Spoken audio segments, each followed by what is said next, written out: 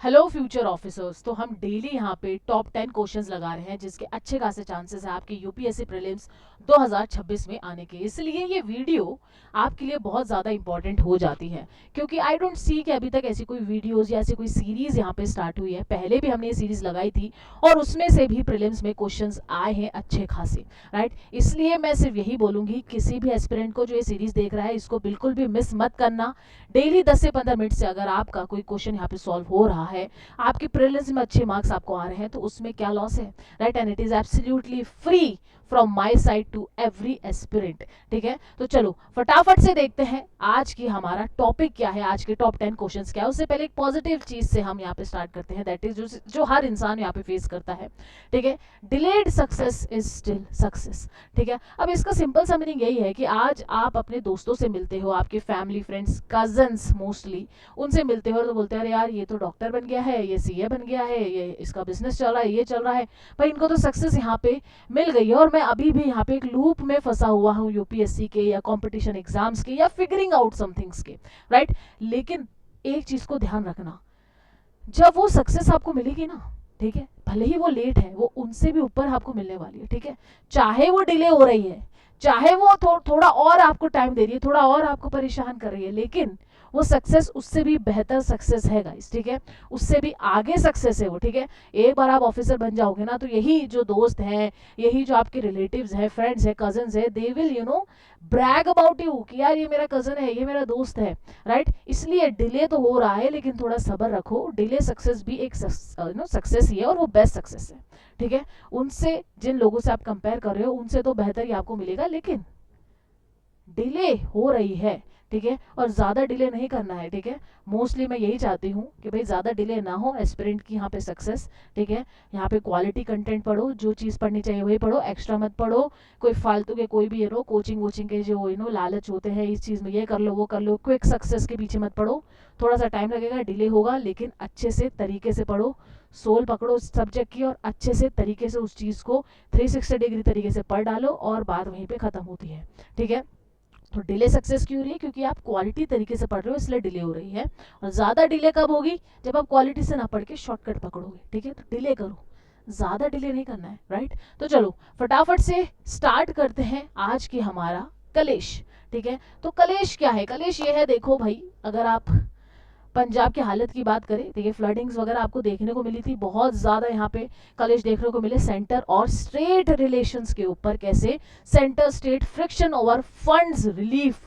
ठीक है, Punjab revised its flood damage claim to 11,855 crore in the final report to the NDMA, but there has been disagreement with the center over the amount of relief funds and compensation to be provided, reflecting tensions in federal cooperative during disaster management here। ठीक है, तो यहाँ पे जो state है वो अपना यहाँ पे जो डैमेज क्लेम है वो अच्छा खासा बता रहा है और जो हुआ भी है एक्चुअली में। ठीक है, डैमेज अच्छा खासा यहाँ पे देखने को मिला है पंजाब फ्लड्स के अंदर, राइट। और वो डैमेज क्लेम्स यहाँ पे दिखाए गए, लेकिन सेंटर उस चीज को मानने को तैयार नहीं है, and that's why you can see there is a tussle between centre and state, and that's why there is a topic that is being highlighted, that is center and state relations। ठीक है, अच्छा खासा बहुत ही heavy topic है आपके polity का, अच्छे खासे चांसेस है इसमें से क्वेश्चंस बनने के, राइट। इसलिए भाई जो ये पंजाब की जो ये न्यूज है, ये जो टसल चल रही है स्टेट और सेंटर के बीच में, ठीक है, तो ये जो टसल चल रही है, जो ये व्हाट आई ऑलवेज से कि भाई यहाँ पे जो कलेश चल रहे हैं यूपीएससी की नज़र होती है और उन्हीं टॉपिक्स में से आपको क्वेश्चंस दिखाई देते हैं और जो दिखाई देंगे, राइट। तो चलो फटाफट से टॉप 10 क्वेश्चंस करते हैं, किसके ऊपर, सेंटर और स्टेट रिलेशंस को लेके। क्वेश्चन नंबर 1 में आते हैं लीगल रिलेशंस को लेके, इसके क्वेश्चन देखते हैं। Which of the following best explain the extent of laws made by parliament? ठीक है, parliament can make laws only for union list subject. ठीक है, तो क्या पार्लियामेंट सिर्फ यूनियन लिस्ट सब्जेक्ट्स पे लॉज बना सकता है? नहीं भाई, वो स्टेट लिस्ट सब्जेक्ट्स पे भी बना सकता है। There are certain cases like emergencies, या आप देखिए राज्यसभा अगर रिक्वेस्ट करता है तो दे कैन, राइट। तो ओनली शब्द यहाँ पर गलत है, तो यहाँ पे हो जाएगा गलत। Second, parliament can make laws for the whole or any part of India. Yes, this is absolutely true, which is being given in Article 245। ठीक है, याद रखना, ठीक है। तो आर्टिकल 245 में आपको देखने को मिलेगा, तो बी स्टेटमेंट इज राइट। फिर भी सी पढ़ते हैं, parliament can not legislate on state subject under any circumstances, ये गलत है, सर्कमस्टेंसेस होते हैं वो लेजिस्लेट कर सकते हैं। Parliament can legislate only during emergency, no, when to और more states come together they can, when Rajya Sabha comes together they can, right. तो डी भी यहाँ पे होता है गलत, तो आंसर आपका क्या होने वाला है, बी होने वाला है, ठीक है। तो लीगल रिलेशन पे सेंटर और स्टेट के ये आर्टिकल, ठीक है। चलो क्वेश्चन नंबर 2 पे आते हैं फटाफट से, मैं एक बार पानी पी लेती हूँ थोड़ा सा। चलो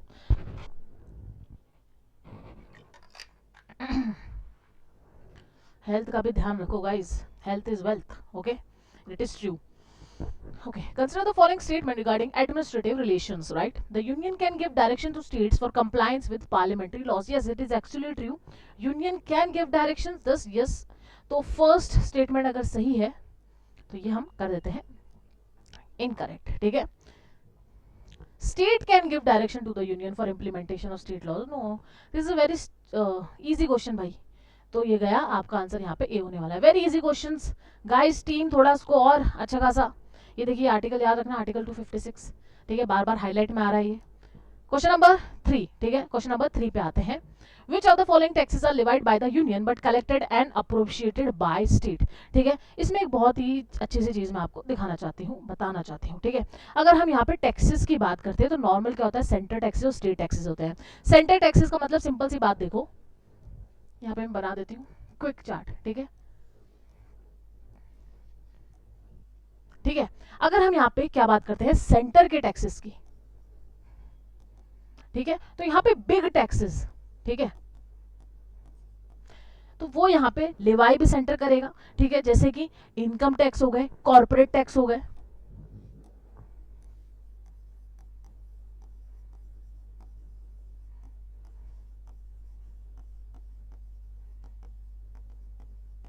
ठीक है। तो ये क्या हो गए, सेंटर टैक्सेस हो गए, ठीक है। एक स्टेट टैक्सेस है मतलब स्मॉल टैक्सेस के रूप में आप इसको देख सकते हो,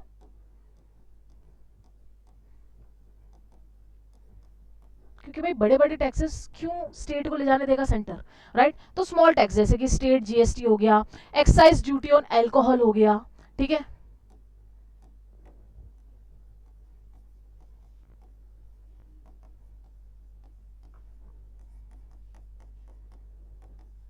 एक तो जगह ही नहीं बच रही है, जो मुझे समझाना है उसके लिए जगह ही नहीं बची। थर्ड पे आते हैं हम, एक्सेप्शनल केसेस, जिसके ऊपर ये क्वेश्चन है, ठीक है। ये एक एक्सेप्शनल केस होता है जिसमें क्या होता है, जिसमें जो लिवाय है वो यूनियन करने वाली है और कलेक्ट यहाँ पे स्टेट करने वाली है, ठीक है, ये एक्सेप्शनल है, ठीक है, ठीक है। तो लिवाय यहाँ पे कौन करने वाली है, इसको मैं दूसरे उसमें पर समझाती हूँ अच्छे से, ठीक है। थर्ड, एक तो आज ये पेन पता नहीं क्या हो रहा है इसको, ओके। थर्ड जो एक्सेप्शनल केस यहाँ पे ये है कि भाई लेवाई यहाँ पे यूनियन करने वाली है, ठीक है, और कलेक्शन की अगर हम बात करें तो कलेक्ट यहाँ पे स्टेट करने वाली है, ठीक है। ये बहुत ही एक्सेप्शनल केसेस है, ठीक है, इस बात को ध्यान रखना। इसमें मैं आपको 2 एग्जांपल्स बताने वाली हूँ, बिल्कुल अच्छे से ध्यान से रट लो भाई, ठीक है। इस तरीके से आपको अगर क्वेश्चन आ गया फिर आप बोलोगे यस यहाँ से क्वेश्चन आया था, थैंक यू नादिया मैम, हमें अच्छा लगा इस क्वेश्चन को पढ़ के, ठीक है। तो अगर हम यहाँ पे बात करते हैं सबसे पहले एग्जाम्पल की, that is income on agriculture income, ठीक है। तो टैक्स ऑन एग्रीकल्चर इनकम कौन से आर्टिकल में है ये, article 276 I think, 276, article 270, article 270, ठीक है। तो टैक्स ऑन एग्रीकल्चर इनकम, ठीक है। तो आर्टिकल 270 है एक, और एक है स्टैंप एंड रजिस्ट्रेशन फीस, इसका है आर्टिकल 269, ठीक है। तो आर्टिकल 269,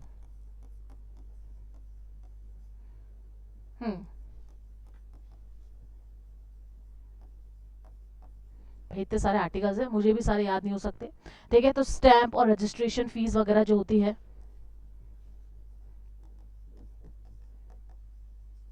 ठीक है, तो ये दोनों याद रखना, ये दोनों आर्टिकल्स प्लीज अच्छे से ध्यान रख के जाना, क्योंकि अभी ये हाईलाइट्स पे हैं। ठीक है, इस तरीके से क्वेश्चन आ जाएगा, फिर आप बोलोगे कहाँ से क्वेश्चन आए थे। ठीक है, तो ये दोनों याद रखना। एक्सेप्शनल केसेस होंगे जहाँ पे लिवाए तो यूनियन करेगा, कलेक्ट यहाँ पे स्टेट करने वाली है।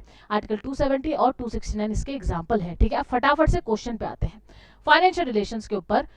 Which of the following taxes are relieved by the union but collected and appropriated by the states? ठीक है, इनकम टैक्स नहीं।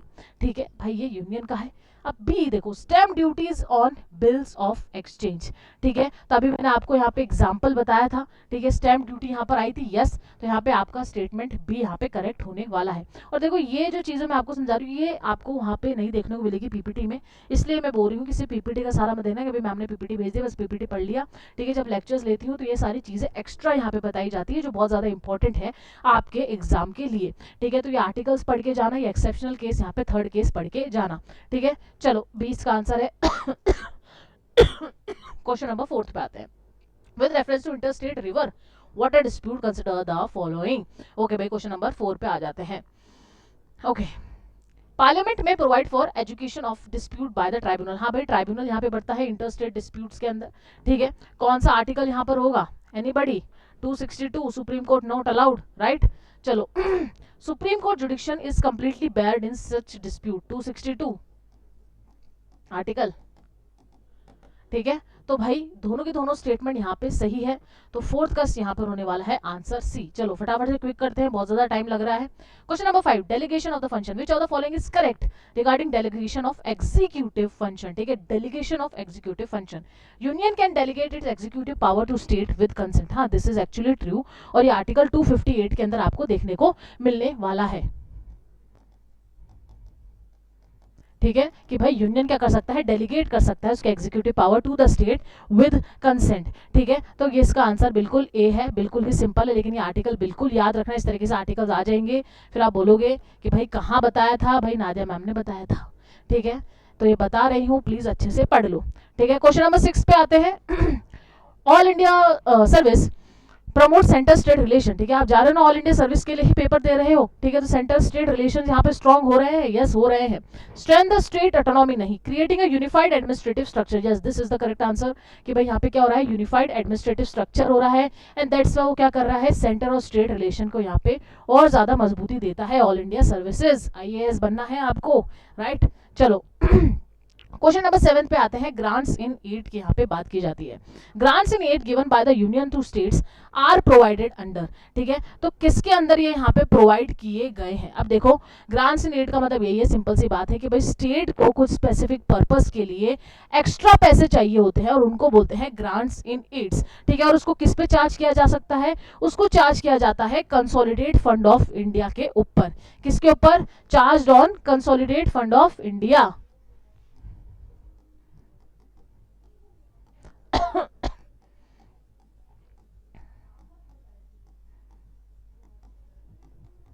ठीक है, बी वेरी क्विक। ठीक है, तो कंसोलिडेट फंड ऑफ इंडिया। ठीक है, तो ग्रांट से नीड उसके अंदर आता है। अब एक और चीज ध्यान रखना, ग्रांट यहाँ पे दो तरीके की होती है, वापस से बताऊं, फिर मैं लेक्चर मैं इसलिए बहुत शॉर्ट तरीके से बताती हूँ। ठीक है पर मेरा मन भी नहीं करता कि मैं आपको बहुत शॉर्ट तरीके से बताऊं, मैं चाहती हूँ कि आपको जितना हो सके उतना फटाफट से ज्ञान दे दूं। ठीक है, तो अगर हम यहाँ पे ग्रांट्स की बात करते हैं, इंपॉर्टेंट है, चलो ये भी बहुत इंपॉर्टेंट है, चलो इसी बहाने मैं आपको समझा दूं। दो तरीके के ग्रांट्स आपको यहाँ पे देखने को मिलेंगे। ठीक है, दो तरीके के ग्रांट्स यहाँ पे आपको देखने को मिलेंगे, एक है स्टैट्यूटरी और एक है नॉन स्टैट्यूटरी, मतलब डिस्क्रिशनरी। ठीक है, ठीक है, जल्दी जल्दी लिखती हूँ। नादिया मैम कितनी मेहनत कर रही है। ठीक है, उसके बाद भी आप लाइक्स और कमेंट्स नहीं करते। आई ऑलवेज वांट कि लाइक्स और कमेंट्स करो ताकि मुझे पता चले। ठीक है, तो डिस्क्रिशनरी भी इसको हम बोल सकते हैं। ठीक है, अब इन दोनों के बीच में डिफरेंस क्या है सर, बताइए। इन दोनों ग्रांट्स के बीच में डिफरेंस क्या है, क्यों इन दोनों को मैंने अलग अलग लिखा है। देखो, स्टैट्यूटरी की बात करें तो यहाँ पे फाइनेंस कमीशन का क्या, फाइनेंस सबसे मेन डिफरेंस यही है, फाइनेंस कमीशन का ग्रीन झंडी यहाँ पे दिखाना बहुत जरूरी होता है, तभी आपको स्टैट्यूटरी ग्रांट्स यहाँ पे दिए जाने वाले हैं, और ये मैंडेटरी होता है, लॉफुल होता है। ठीक है, इस बात को भी ध्यान रखना। मैंडेटरी, ठीक है, लॉफुल होने वाला है। क्या? स्टैट्यूटरी ग्रांट्स की अगर हम बात करते हैं। अगर हम नॉन स्टैट्यूटरी की बात करें, ठीक है, तो ये यहाँ पे क्या होगा, यहाँ पे आपको फाइनेंस कमीशन की कोई जरूरत नहीं पड़ेगी। यहाँ पे पार्लियामेंट या प्रेसिडेंट ही ये ग्रांट्स दे सकता है, ठीक है, या तो पार्लियामेंट या प्रेसिडेंट। और ये ऑप्शनल होता है, ये कोई नेसेसरी नहीं है, ठीक है। तो ये क्या है, ये ऑप्शनल है, कोई नेसेसरी नहीं है, ये मिल भी सकता है और नहीं भी मिल सकता, ठीक है। तो you have two options here, right. तो ग्रांट्स दो टाइप के हो गए, स्टैट्यूटरी और नॉन स्टैट्यूटरी, इस बात को ध्यान रखना। यहाँ पे फाइनेंस कमीशन की नीड है, यहाँ पे फाइनेंस कमीशन की ग्रीन झंडी की नीड नहीं है। ये लॉफुल और मैंडेटरी होता है, ये लॉफुल और मैंडेटरी नहीं होता है, चॉइस बेस्ड यहाँ पर होता है। तो कंसोलिडेट फंड ऑफ इंडिया से ये ट्रांसफर हो जाता है स्टेट कंसोलिडेट फंड के अंदर, ठीक है। चलो फटाफट से क्वेश्चन में आते हैं। Grants in aid given by the union to states are provided under article 275, ठीक है। तो आंसर यहाँ पर ए होने वाला है, ठीक है। तो इस बात को ध्यान रखना, ये ग्रांट्स का मैंने आपको बना के दिया है, फटाफट से चार्ट बिल्कुल ध्यान से देखना। चलो नेक्स्ट पे आते हैं, डिस्क्रिशनरी ग्रांट्स। देखो, अब देखो वही जो मैंने आपको बताया ना, डिस्क्रिशनरी नॉन स्टैट्यूटरी, उसी के ऊपर क्वेश्चन है ये वाला, इसी के ऊपर क्वेश्चन है। चलो देखते हैं, आपने भी अभी पढ़ा है, देखते हैं आपको कितना आता है। Which of the following statement about article 282 is correct? Grants are mandatory. About the discretionary grants, grants are mandatory of the discretionary grants? No, it is not mandatory, क्योंकि 282 में क्या है, डिस्क्रिशनरी ग्रांट्स गिवन है। तो क्या ये mandatory है? Discretionary नहीं, मैंने क्या बोला, डिस्क्रिशनरी ऑप्शनल है, ठीक है। स्टैट्यूटरी यहाँ पे मैंडेटरी है, तो ये ऑप्शन ए यहाँ पर होता है इनकरेक्ट, ठीक है।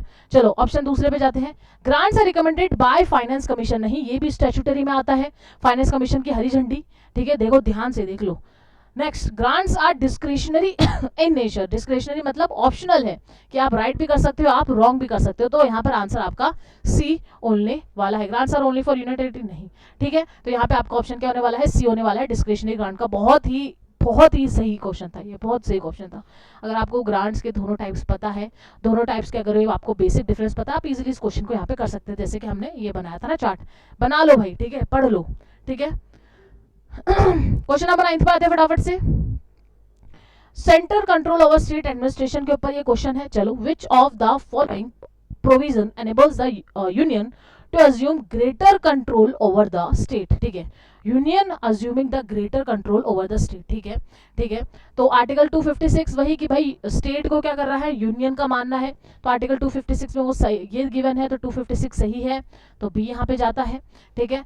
365 और 356 दोनों की दोनों भाई यहाँ पे क्या करता है, प्रेसिडेंट रूल, ठीक है, फेलियर ऑफ मशीनरी और प्रेसिडेंट रूल को लगाना, ठीक है, इम्पोजिशन, तो ये दोनों भी यहाँ पे एकदम करेक्ट है। तो तीन ऑप्शन यहाँ पे करेक्ट है, तीनों यहाँ पे इम्पोजिशन देखने को मिल रहा है, तो आंसर यहाँ पे डी होने वाला है। कंट्रोल अज्यूम, ग्रेटर कंट्रोल है, हाँ भाई डी होने वाला है इसका answer. Next question number 10, last and final question, ठीक है। पॉज करके देखो वीडियो को कि आपको आता है नहीं आता है, ठीक है। Financial borrowing powers, state government can not raise loans without union consent if, ठीक है, ठीक है भाई। तो स्टेट क्यों लोन नहीं उठा सकता, यूनियन कंसेंट क्यों? क्योंकि भाई अगर उसका कोई लोन ऑलरेडी आउटस्टैंडिंग है तो उसके लिए उसको यूनियन की परमिशन लगेगी, ठीक है। ये कौन से आर्टिकल में गिवन है, आर्टिकल 293 के अंदर गिवन है। बहुत सारा आर्टिकल पढ़ा दिया ना, पढ़ लो, ठीक है। तो आर्टिकल 293 बहुत ज्यादा हाईलाइट में है। It is under president rule, नहीं, it has outstanding loan from the union, exactly this is the same reason जब आपको क्या चाहिए, परमिशन चाहिए यूनियन की, राइट। तो भी इसका आंसर है गाइस, इसी तरीके से 10 क्वेश्चंस करेंगे, डेली करेंगे, फटाफट क्विक तरीके से करेंगे, कलेज डिकोड करेंगे। चलो मिलते हैं आपसे नेक्स्ट लेक्चर में, bye bye, take care, also पढ़ते रहो, आगे बढ़ते रहो गाइस।